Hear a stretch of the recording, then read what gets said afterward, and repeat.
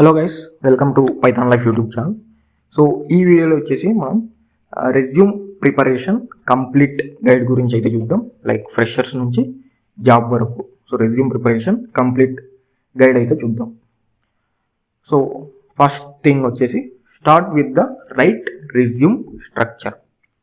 So right resume structure అనేది చాలా essential step అనమాట. లైక్ ఎసెన్షియల్ రెజ్యూమ్ సెక్షన్స్ అనేవి మనకి ఎటువంటి సెక్షన్స్ అనేవి ఉండాలి అని చెప్పేసి చూస్తే, సో ప్రొఫెషనల్ రెజ్యూమ్లో ఏంటి, లైక్ ఇటువంటి సెక్షన్స్ అనేవి లైక్ ఈ ఆర్డర్లో a professional resume should include these sections in the following order అనమాట. సో ప్రొఫెషనల్ రెజ్యూమ్లో ఎటువంటి సెక్షన్స్ అనేవి ఉంటాయి మనకి ఆర్డర్లో చూసుకుంటే, లైక్ మా నేమ్ కానివ్వచ్చు, సో ఫోన్ నెంబర్, అదేవిధంగా ప్రొఫెషనల్ ఈమెయిల్ అడ్రస్ కానివ్వచ్చు, అదేవిధంగా లింక్డ్ ఇన్ ప్రొఫైల్ అనమాట, like LinkedIn profile link కానివ్వచ్చు, అదేవిధంగా GitHub or portfolio link.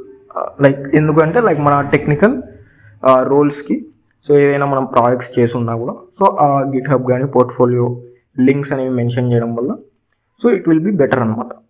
So అదేవిధంగా కెరీర్ సమ్మరీ కానివ్వచ్చు, like career summary or objective, అదేవిధంగా టెక్నికల్ స్కిల్స్ అనేవి మెన్షన్ చేయాలి, అదేవిధంగా ప్రాజెక్ట్స్ కూడా క్లియర్గా మెన్షన్ చేయాలన్నమాట. లైక్ ప్రాజెక్ట్ టైటిల్ ఏంటి, ఎటువంటి టెక్నాలజీస్ అనేవి యూజ్ చేసాం, సో ఆ ప్రాజెక్ట్ వల్ల లైక్ ఏం అచీవ్ చేసాం, సో ఆ ప్రాజెక్ట్లో ఏం జరుగుతుంది అని చెప్పేసి నీట్గా మెన్షన్ చేయాలన్నమాట. సో అదేవిధంగా ఎడ్యుకేషన్ డీటెయిల్స్ కానివ్వచ్చు, ఇంటర్న్షిప్ కానీ ఏదైనా ఎక్స్పీరియన్స్ ఉంటే సో ఆ డీటెయిల్స్ కూడా నీట్గా మెన్షన్ చేయాలి. అండ్ సర్టిఫికేషన్స్ అండ్ ఫైనల్గా ఏవైనా అచీవ్మెంట్స్ ఉంటే సో వాటిని కూడా మెన్షన్ చేయాలన్నమాట. సో ఈ విధంగా ఇటువంటి సెక్షన్స్ అన్నీ కూడా ఒక ప్రొఫెషనల్ రెజ్యూమ్లో ఉంటాయి.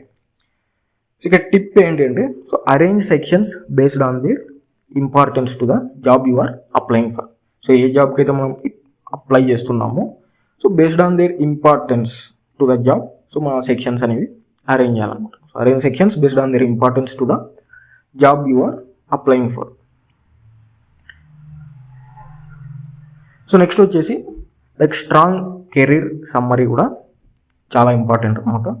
So make a great first impression. So మన ఫస్ట్ ఇంప్రెషన్ అనేది లైక్ కెరీర్ సమ్మరీ, లైక్ ఒక స్ట్రాంగ్ కెరీర్ సమ్మరీ ఉంటే సో ఫస్ట్ ఇంప్రెషన్ అనేది చాలా స్ట్రాంగ్ ఉంటుంది అనమాట. లైక్ మనకి your career summary should briefly explain. So career summary ఏం ఎక్స్ప్లెయిన్ చేయాలి మనకి, లైక్ హూ యు ఆర్, అదేవిధంగా యువర్ కోర్ స్కిల్స్ కానివ్వచ్చు, your career interest. So career interest ఏంటి, మీ కోర్ స్కిల్స్ ఏంటి, అదేవిధంగా the value you can bring to the company. So ఇటువంటి ఇన్ఫర్మేషన్ అనేది మన కెరీర్ సమ్మరీలో అనేది బ్రీఫ్గా మెన్షన్ చేయాలన్నమాట. సపోజ్ ఇక్కడ ఎగ్జాంపుల్ చూసుకుంటే, so motivated computer science graduate with strong knowledge of Python, SQL and machine learning and experienced in developing academic projects using modern technologies and eager to contribute to innovate software development teams. So ఈ విధంగా బ్రీఫ్గా నీట్గా mention చేయాలన్నమాట like career summary అనేది. So దానివల్ల మనకి ఏంటంటే like first impression అనేది లైక్ రిక్రూటర్కి ఫస్ట్ ఇంప్రెషన్ అనేది వస్తుంది అనమాట. సో ఈ విధంగా నీట్గా మన కెరీర్ సమ్మరీ అనేది మెన్షన్ చేయడం వల్ల. So keep it concise, relevant and tailor to the rule. So long paragraphs అనేవి అవాయిడ్ చేయాలన్నమాట. లైక్ కన్సైజ్గా రోల్కి రిలవెంట్గా టైలర్ చేయాలి. So highlight skills and projects. So skills and projects చాలా ఇంపార్టెంట్ అనమాట. సో స్కిల్స్ అండ్ ప్రాజెక్ట్స్ని హైలైట్ చేయాలి రెజ్యూమ్లో. Like showcase what you can do.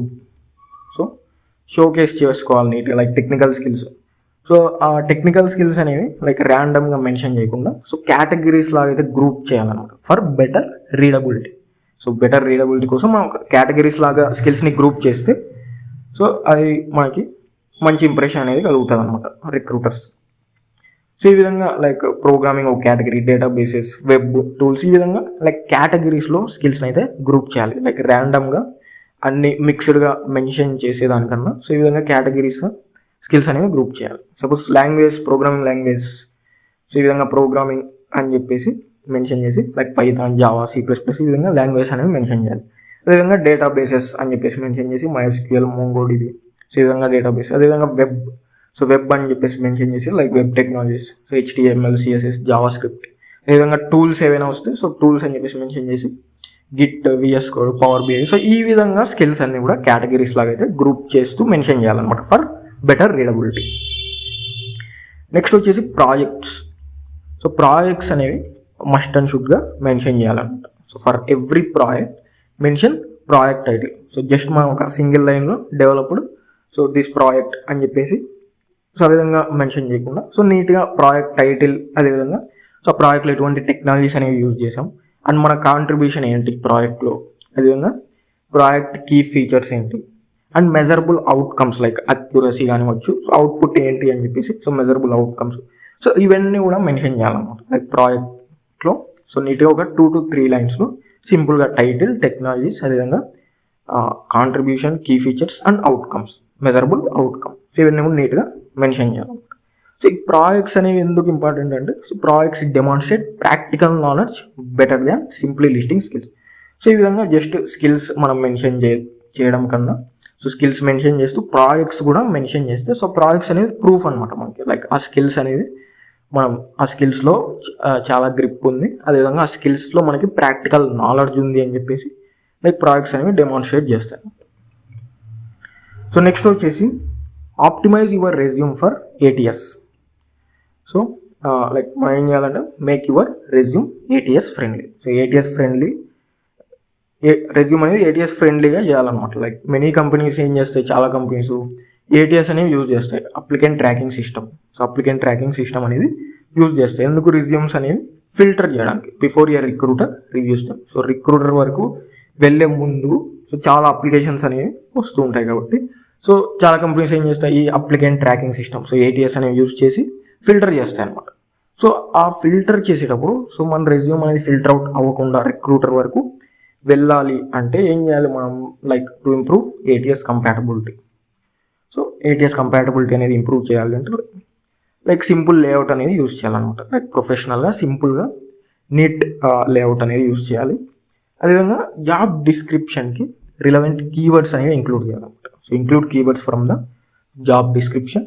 అదేవిధంగా use standard headings. So standard headings అనేవి యూజ్ చేయాలి లైక్ స్కిల్స్ కానివచ్చు, ప్రాజెక్ట్స్ అండ్ ఎడ్యుకేషన్. సో ఈ విధంగా స్టాండర్డ్ హెడ్డింగ్స్ అనేవి యూజ్ చేయాలి.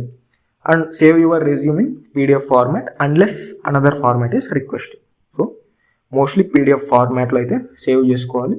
సో ఏదైనా అదర్ ఫార్మాట్లో రిక్వెస్ట్ చేస్తే లైక్ అదర్ ఫార్మాట్స్లో అనేది కన్వర్ట్ చేసి మనం అయితే అప్లోడ్ చేయాలన్నమాట. సో మోస్ట్లీ PDF ఫార్మాట్లో అయితే సేవ్ చేసుకోవాలి. సో అవాయిడ్ చేయాల్సినవి ఏంటి అంటే like tables for important content. So important content అనేది వాటికి టేబుల్స్ యూస్ చేయడం కానివచ్చు, ఇమేజెస్, అన్నెసెసరీ ఇమేజెస్ కానీ, గ్రాఫిక్స్ కానీ, ఫ్యాన్సీ ఐకాన్స్ కానీ, సో ఇవన్నీ కూడా అవాయిడ్ చేయాలన్నమాట. అదేవిధంగా multiple columns. So unless ATS compatibility is not a concern. So multiple columns కూడా అవాయిడ్ చేయాలన్నమాట. So A readable resume benefits both ATS and recruiters.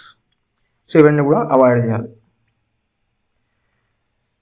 So ఇక్కడ మన ఇమేజ్ కూడా చూసుకుంటే లైక్ ఎలా ఉండాలి మొత్తం స్టెప్ బై స్టెప్ చూసుకుంటే ఫస్ట్ ఏంటి, self assessment and career exploration అనమాట. లైక్ స్కిల్స్ అండ్ ఇంట్రెస్ట్ని ఐడెంటిఫై చేయాలి అండ్ టార్గెట్ ఇండస్ట్రీస్ అండ్ రోల్స్ని రీసెర్చ్ చేసి సో కెరీర్ గోల్స్ అనేవి లైక్ డిఫైన్ చేయడం కానివచ్చు. సో ఇన్ఫర్మేషన్ అనేది గ్యాదర్ చేయాలి, like gather information and experience.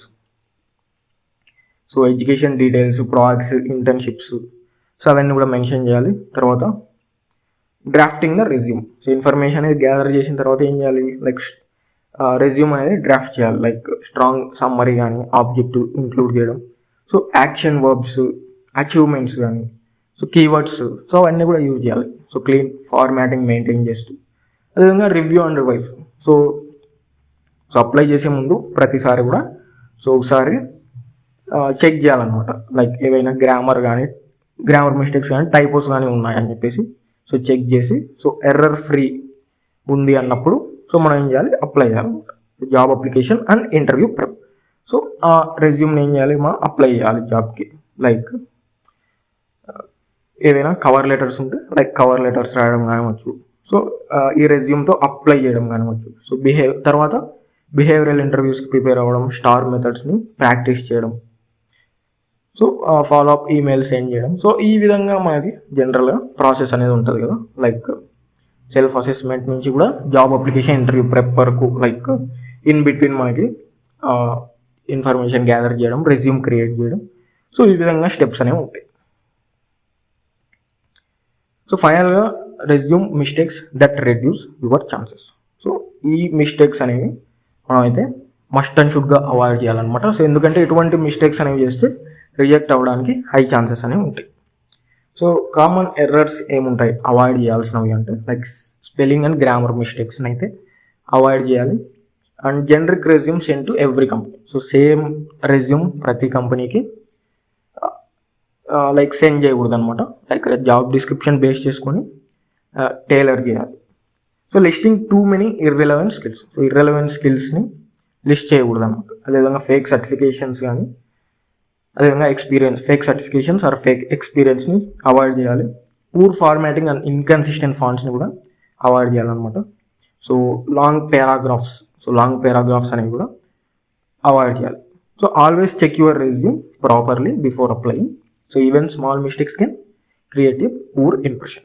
So apply చేసే ముందు సో ప్రతిసారి కూడా రెజ్యూమ్ని అయితే సో క్లియర్గా చెక్ చేసి ప్రాపర్గా చెక్ చేసిన తర్వాత సో అప్లై చేయాలి. ఎందుకంటే సో స్మాల్ మిస్టేక్స్ ఏవైనా టైపోస్ కానీ గ్రామర్ మిస్టేక్స్ సో ఇటువంటి స్మాల్ మిస్టేక్స్ కూడా పూర్ ఇంప్రెషన్ని క్రియేట్ చేస్తాయి అన్నమాట. సో ఈ మిస్టేక్స్ అన్నీ కూడా అవాయిడ్ చేయాలి. Thank you. సో మనకి పైథాన్ లైఫ్ వాళ్ళు ఏంటంటే like full stock data science with generative AI అనే కోర్స్ని అయితే ప్రొవైడ్ చేస్తున్నారనమాట. సో లైక్ pythonlife.in అని చెప్పేసి సో బ్రౌజర్లో సెర్చ్ చేస్తే సో మీరైతే ఈ పేజ్కి అయితే రావచ్చు. So full stock data science with generative AI అని చెప్పేసి. సో ఇక్కడ కోర్స్ డీటెయిల్ చూసుకుంటే సో కోర్స్ డ్యూరేషన్ వచ్చేసి 3 months ఉంటుంది అనమాట. So 1 month internship and teaching language వచ్చేసి తెలుగు లాంగ్వేజ్ ఉంటుంది.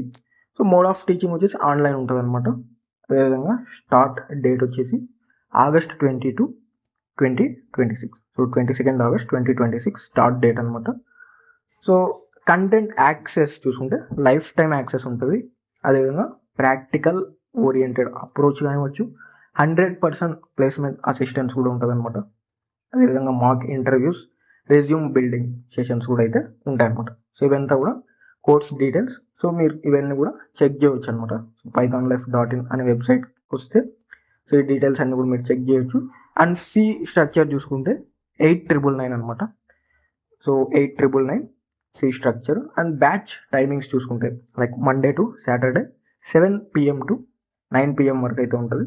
సో ఇక్కడ మీరు కంప్లీట్గా కోర్స్ సిలబస్ అనేది చూడొచ్చు అనమాట. సో కోర్స్కి సంబంధించి సిలబస్ కంప్లీట్గా అయితే చూడొచ్చు.